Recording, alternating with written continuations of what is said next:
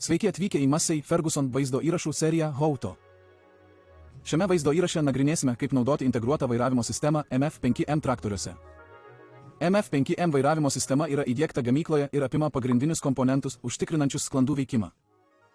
Joje yra vairavimo kampo jutiklis esantis ant priekinės ašies ir vairavimo vožtuvas, kuris automatiškai reguliuoja kryptį.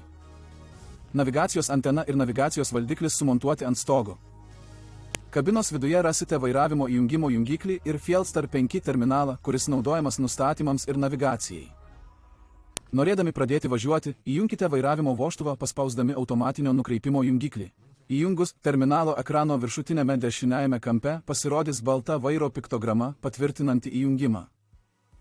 Tada naudodamiesi Fielstar 5 ekranu pasirinkite vedimo liniją. Atidarykite dešinėje ekrano pusėje esantį meniu spustelėdami bet kurią žemėlapio vietą. Galite pasirinkti esamą vedimo liniją arba sukurti naują. Pasirinkę dar kartą paspauskite kreiptuvą, kad įjungtumėte kreipiamąją liniją. Vedimą taip pat galite įjungti tiesiogiai iš terminalo. Norėdami išjungti vedimą, tiesiog dar kartą paspauskite vedimo jungiklį. Arba naudokite specialų terminalo mygtuką.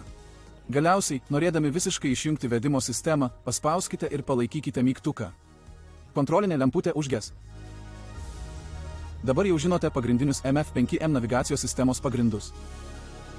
Belieka tik išbandyti ją patiems.